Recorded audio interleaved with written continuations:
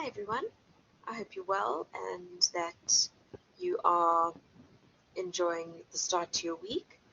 Um, no one has been able to come online tonight and that's absolutely fine, but I still just want to record what I would have covered with you guys tonight so that you have some understanding of media studies and what you're going to be doing in media studies for media studies 2, should I say. Okay. So what I'm going to do is just pull up your module outline. So this module, this is only the second time this module, as it stands, runs. So last year was the first time with a new textbook, a new module, and it's been a really nice and interesting change and a really interesting module that has come about. And what the feedback I got from my students last year is that they really enjoyed the content because it was just a different approach to the traditional way that we normally look at media and how we interact with our media from an African perspective. So if you go and have a look at the prescribed material, I've just pulled it up over here. It's this Media Studies, Critical African and Decolonial Approaches.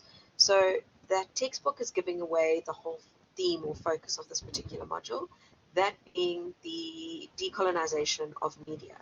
So what this module focuses on is looking at media from an African perspective. This is looking at international media as well as local media, and looking at in terms of from an African, in particular African stories told by African people, and how this fits in within a global context, or with the idea of what you'll learn is the global South. And why this is really interesting and different is that we are so used to being bombarded by American and UK and European and Australian media that often the voices of Africa are pushed aside or marginalized because of the lack of prominence within society. And we're not only looking at South Africa, we're looking at Africa as a continent, and it's important to start familiarizing yourself with African media. There's a lot of discussion with it about it within the textbook, looking at how not only South Africa deals with media, but countries such as Angola and Zim and a whole bunch of other African countries. So it's important to look beyond our South African borders. We're so used to focusing on South Africa and international, not looking to our own continent. And what this particular module is doing is giving you that focus in terms of the continent of Africa, looking at South Africa as an example as well, and then comparing us to the rest of the world. So how this module works and what's going to be super important is that you are going to do a practical assignment as well as an exam. So if you have a look here, I'm just pulling up the structure here. Okay. So unlike a lot of your other modules, which are sit-down exams now, the one nice thing about media studies, it is still an open book exam, but it's got a very different structure.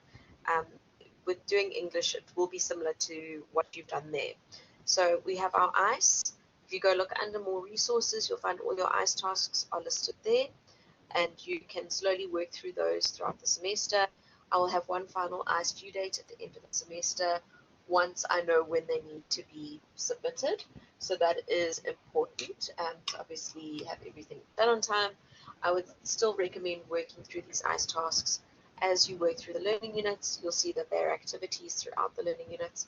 And the reason why I say this is that those ICE tasks are designed to help you, and they're designed to support your learning process. So as you get through each of those learning units, complete those ICE tasks, and they will just help reinforce the knowledge that you're learning through each learning unit. Then you have a practical assignment, which counts 45% of your module mark. And this practical assignment is due in May, the 3rd of May, so we still got quite a bit of time with it, which is nice. But what is different about this particular assignment, or this practical assignment, is that you submit it on a website. So what that means is it actually gets marked in a digital space. It doesn't get marked in terms of your, how do I put it? It doesn't get marked through SafeAssign. While you are still going to submit your content through SafeAssign, you're also going to be submitting that work on this website, and I mark the website. I will upload the rubric to VC Learn so you can see how you got your marks, but I'm not going to be marking your SafeAssign report. The SafeAssign report does have to be still produced because of academic integrity, but at the same time, I will mark all your work on your website. So I look at it, I see how your questions and your answers and your website formatting and all of that, and then obviously give you a mark. So what is important, I'm going to show you in a later live collab how to create the website, how to make the tabs and everything. But guys, please, when you're doing your actual content for your sites, please do not go and write on Wix or on any site that you choose to use to create this website. Please do it all in Word because it has to be submitted via SafeAssign. So you're going to have to put it into a Word document anyway. But in the past, I've had students who have had their entire work lost because they haven't listened to me and they've done their whole website on Wix, and then their site crashes and everything gets deleted.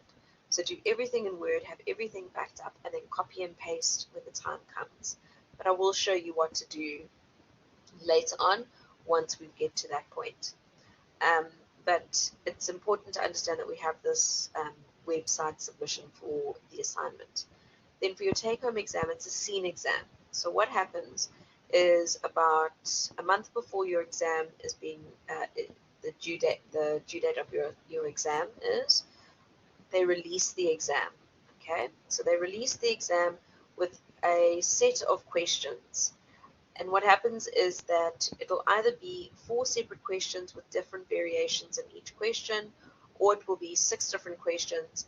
And the idea is, of the questions that are presented, what they do is they give you these different options. You have to learn them all. You get given the exam so that you're able to prep and start typing it up and start getting everything all lined up. And then on the day, you don't know which of the options they've provided to you will be the actual final essay questions that'll be in the exam. So let's say let's go with the concept of 4 different questions. Let's say that in each of those 4, they give 3 different examples. So 3 different application topics. You've got to be prepped and ready for all 3, but on the day, only one of them will be presented to you. Or they'll give you options between 2, and so on and so forth. So the idea is they will always give you options, and the idea is you have got 4, they give you 4 options and you choose to write on 3. So it's 3 40-mark essays, and that counts to 120, and you get obviously the day to submit. So you get from midnight to 9 p.m. on the same day, 21 hours. The idea here being that you already have you should already have the work prepped and done. On the day though, you should be then, spending the time filling in the application, working on your referencing, working on the depth within your essays, and then you submit it on that day. But it does mean a couple of weeks before you can actually have your entire exam completely plotted out in terms of the theory, because the theoretical components would be the same for each of the essays. It's just how the different application fits into those different essays.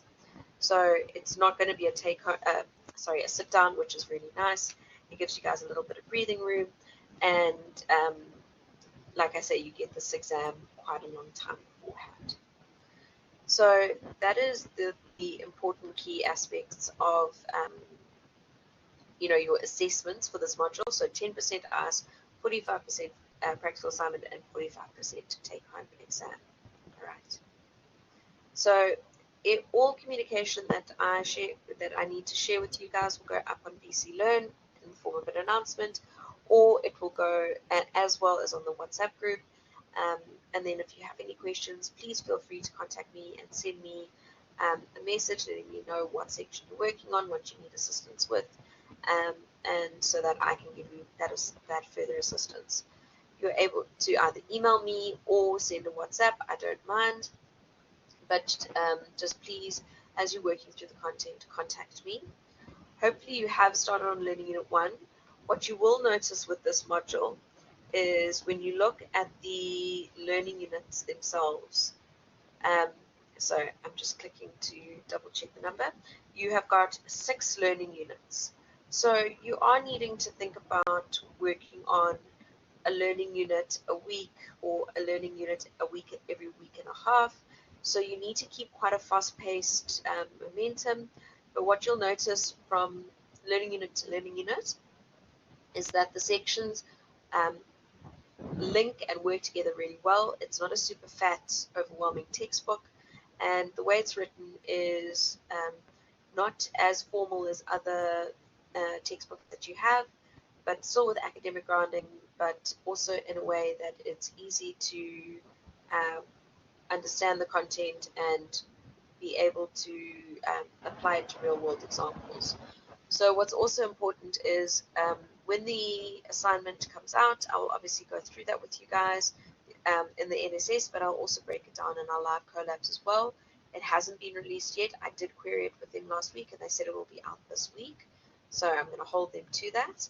And then when it comes time for the exam, I will actually spend a couple of the live collab hours going through that scene exam with you to make sure you know what I'm expecting, and so you know what to prep for, what your focus should be, and where you're trying to, where the application needs to come into play and that kind of thing. So at this point, what's important here is understanding of theoretical knowledge. So as you're working through the learning units at this point, you need to be marking down anything that you feel is important, making sure that you are having a good understanding of the underlying themes and ideas that they're trying to portray and tell you, rather than nitpicking exact, minute details. It's more about having a good understanding as a whole about the African context. And for example, with Learning Unit 1, let me just pull up the slide. Here we go. So if you have a look, so the first one is media decolonization and resistance. So that's chapter 2 of the textbook. Theme 2 is chapter 3. Now what's important here is to make sure that you are looking at what your learning objectives are, what the focus of the module is meant to be, and then reading through it and having a good general understanding of the content, highlighting those significant facts that you think hold the most importance, using the active learning as a guideline, because you will be given the assignment questions, you'll be given the essay questions. It's not like an unseen exam where you don't know what facts are going to actually, stand, and which you don't know which facts are going to come up, where you need to learn tons more information. Because everything's seen, it gives you that opportunity to have a good general understanding now, and then when the assessments are released, we can see where to hone and focus on to know, go in line with what they are wanting in terms of that focus. So for now, work on the general aspects of it and a good general understanding, and then as your assessments come out, we'll then apply more focused studying and discussions based on what is needed in the assessments. All right, so that is it for tonight, guys. I hope that helps, and I will chat to you all soon. Have a great evening.